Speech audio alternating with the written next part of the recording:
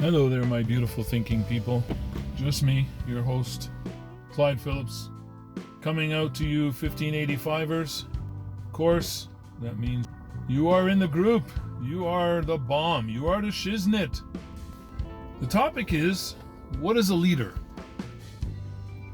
And can you name one? There are a lot of self-proclaimed leaders, and there are leaders who are proclaimed by others to be that. But when the whole world is getting behind you, I would call that the kind of leader we all want and need. So I want you to mull over in your mind who you know of that is an actual leader.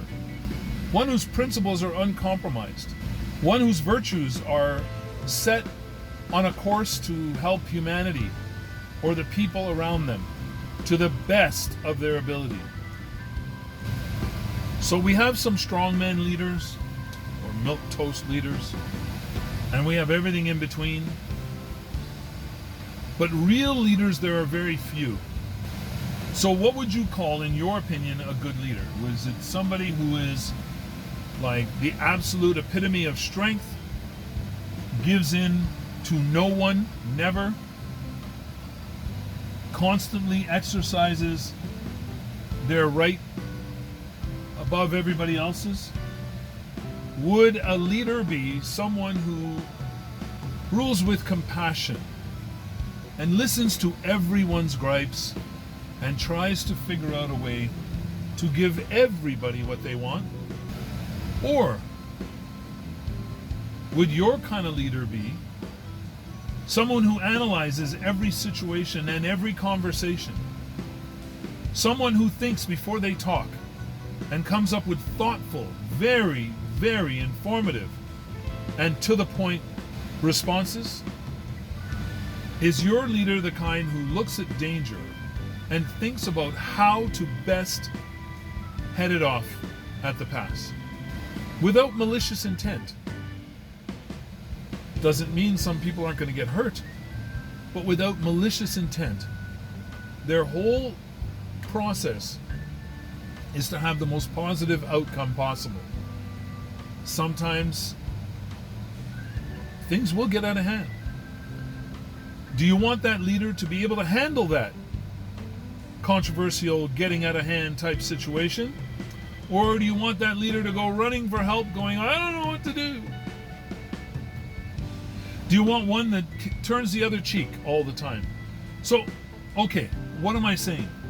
There's tons of leaders. Leaders are different to individuals across the board. Some people may agree on a specific type leader and others don't. So earlier you heard me mention, but if you can be a leader that has the backing of people across the world, would that be a leader that you would be interested in following?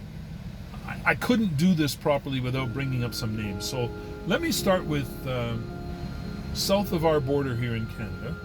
We have a leader by the name of Donald Trump, is the typical strongman, right? If it doesn't fall in his favor, he's not going to adhere to it, period. Even if that means falling on real hard times for the entire country, he'll stick to his guns. So in other words, he'll go down with the ship, or he'll take the ship down and not apologize. Because in his mind, nothing he does is wrong. If he thinks of it, it's the best. If he says it, it's the truth. That's one kind of leader, and it does serve many purposes. How about Duarte? Strongman leader, very strongman leader. Goes around killing people if they don't conform to his views. If they do things that he disagrees with, he'll just kill them. And I don't mean just disagreement like it's 10 o'clock, no, it's 9 o'clock. I'm talking about principles and thoughts that he holds dear, and you disagree with that and you do things that show that you're on the other side. He has no problem killing you. How about a leader like Xi Jinping? Very soft-spoken, very reserved, I've never seen him get excited or upset. His main focus, as far as I can tell, is prosperity, not at the cost of citizens. Prosperity, but not at the cost of citizens. That's the only message I get from him. Every time I hear him rebuke something or someone, it's along those lines. He does not agree with people taking advantage of others. Sorry about that fan. It's 29 degrees outside here, or it was, and I'm just trying to cool down the interior. Okay, so let's look at some other leaders. You had Ronald Reagan. He was a B-rate actor, I believe, and he was chosen by the cabal, the people who are in power, the people who run things, as the President of the United States, because he had an appeal, and that appeal was going to get them what they want. Now, he was pragmatic to a large degree. He used a lot of common sense, but we don't know if those ideas came from him or came from those above him. I know you're going to say the President of the United States there's nobody above him. Yeah, there is. There's people above him, and there's God above him, and there's other deities that people would hold above him. Anyways, he did a lot of good things for a lot of people. He didn't just bow to one group of people, actually, but he was very thoughtful when it came to the needs of all people. Not the wants, the needs. You have a Barack Obama, beloved across the nations. They held him up as like the next coming of Christ almost.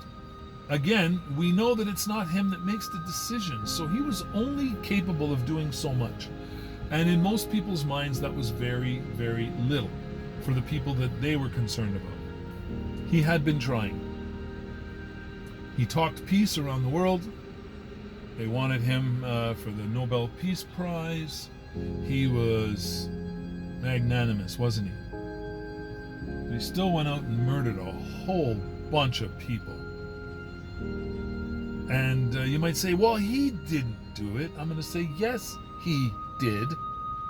When you are the commander-in-chief, nobody takes a step forward without your okay. So, every one of these presidents have been culpable. The one I don't know about, I'm not going to go all the way back in history, but the one I don't know about is Jimmy Carter. I don't know what his wartime track record was. I can only assume by the character of the person that I know as Jimmy Carter is that he probably initiated absolutely no wars. He probably initiated absolutely not one murder. I don't believe he would have ever sicked his military on the civilian population. So there's another type of leader. But now we have, in recent times, we have a leader by the name of Ibrahim Traore. And Ibrahim is an African president, the youngest head of state in the entire world right now. Became president at only 36 years old. He's a captain in the Burkina Faso army, and he still retains only a salary of a captain. His presidential salary is put into a pot along with any other officials who wish to put into that pot, and people in the different communities who wish to add to that pot. And that pot is being used for nothing other than furthering the people of Burkina Faso.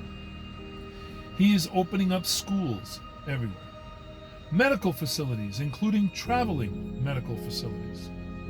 He's equipped his army with equipment that allows them to prevail over their enemies. But he doesn't bully. He's trying to protect the people of Burkina Faso and get them back their land, which was 40% stolen by what we would call insurgents. Others would call them puppets of the Western imperialistic world. I'll just say those are options. Ibrahim, it doesn't rule from the ivory tower. He actually goes and visits his people right across the nation.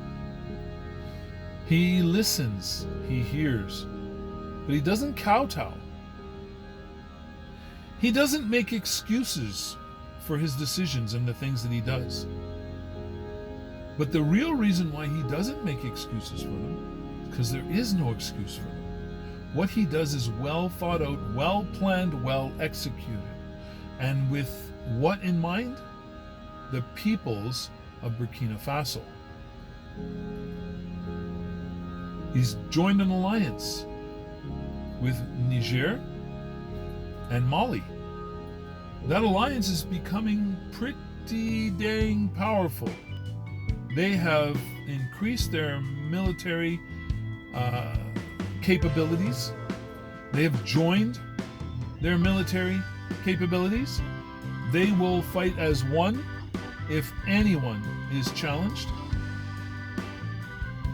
They have now come up with a new currency backed by gold, which, as we know in the past, has gotten every leader who has tried that murdered. He has survived and withstood, well, by now it's probably 20 or 21 coups, because it seems like they try to do one every 2 weeks or so, or every week. When they trace the source of the money that's been getting to the people who are about to commit the absolute wrong, I give you 3 guesses as to where the money comes from, and the first 2 don't count. I'm sure you've heard that before. That means it's just a very easy to come by answer. So this individual speaks to and answers everyone. He is not afraid to deal with honest journalists. If you're there trying to manipulate a hit piece and you're looking for a soundbite, he'll dismiss you. Those who question his motives and the things that he's doing, he sets them into the middle of the fray to see exactly what's going on, so that they don't have any questions anymore. They have the answers. So the other journalists who were in a scrum and they were badgering him about there is no real insurgency and he's just siphoning off the money and he's just using the military to keep himself in power, and they've had all these accusations. I love what he did in answer to that. He had them detained and brought to the front lines, where they got to witness firsthand everything that was going on. I have never seen a journalist come back and kowtow, apologize, and oh my God, been so sincere that you knew they were telling the truth. That's how he handles things. I think that was brilliant. Some would say, oh, but that's not fair. You can't just take journalists and throw them in the front line of a war. They could get hurt. Oh, really? How else are they going to learn the truth? How else are they going to know that what they're hearing is absolutely true? Do you remember when journalists used to be embedded with the militaries always? And they used to report on things as they unfolded? Those days seem to be gone across the world, eh? Yeah, no, people hide everything. They lie and cheat and... Anyways, you tell me, out of all the leaders I've mentioned, which one you think is the best. Put it in the comments. Attach an article. Show me a better leader than Ibrahim Traoré. Show me a politician that you can trust more than the people of Burkina Faso can trust Ibrahim. Many African countries now are starting to see that what they've been doing for many, many years is not acceptable. Many of the leaders of African nations are slowly coming around with small little tidbits of offerings that show that at least they know that they've been on the wrong side of history. Sorry, folks, I'm going to say no. Don't even think it. Don't even think it. Or zoom real tight. Pick your leader. And remember, in this game, when you pick that leader, that's it. You don't get a second shot. That leader becomes yours from then on until the end of it. Pick carefully. Here I'm going to give you my opinion. Out of all the leaders I've seen and heard from, Ibrahim Traore puts me in the most danger I could possibly imagine facing. I would still pick him. Because I would prefer to die for truth, honesty, and integrity than to die because somebody just didn't like the answer I gave, or didn't like the fact that I didn't support everything that they say. But that's me. You do you. Tell me what your opinion is. Which one do you pick and why? If there's a different one, please do. Give me as much information as you can on that individual and why they would be a good pick. And remember, take everything into consideration, because that's your pick for life. You don't get a second pick. It's like getting married, guys. You take a look at the leader you want, and once you've made the decision, there is no turning back. Whether you disagree with them, or agree with them, or half agree with them, no turning back. Anyways, I think you need to take a good close look at Ibrahim.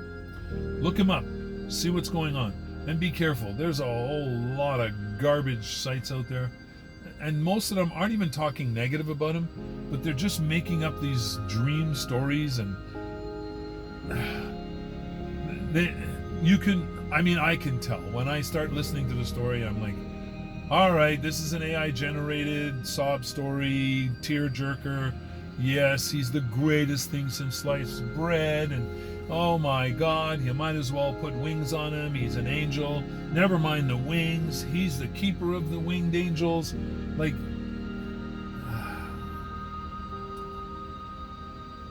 I'm not there, but I don't see any flaws in this individual as far as being a leader of a country of people.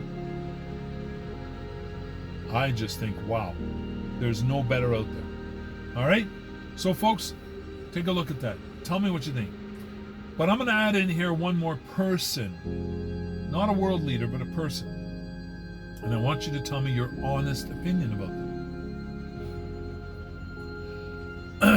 I continually look for evidence that this individual is a not good person. I look up everything I can. I haven't found what I'm looking for. Elon Musk, he was born in South Africa. His parents went to South Africa because they went to be a part of their family, and their grandparents were there setting the tone. Elon's grandfather, apparently, this is as much as I could find, was an integral part of the apartheid system. He came in the early parts of it, and he helped it to blossom into the nasty thing it had become. So when it comes to Elon's grandfather, I pull no punches. When it comes to his grandmother, I don't have enough information. When it comes to his father had some good opinions of the South African way of life and the opportunities it afforded. Again, I don't pretend to know him personally or to have a ton of information on Elon Musk. He had uncles who were integral to the grandfather's views. I cannot find anything on Elon Musk. The only thing I can find, information I can find on Elon Musk and his youth, is that he hung with a lot of Jewish people. And again, let me just qualify that. Jewish people, it's not a race. Jewish people are a religion. If you follow Judaism, people will call you Jewish. So, we're not talking about a race of people. We're just talking about a religious group of people. And Elon Musk found whatever he was looking for with them. Okay? That's fine. That's his opinion.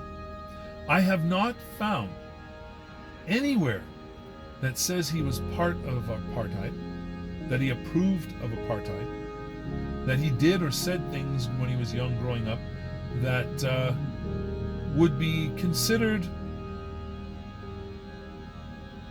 racially offensive.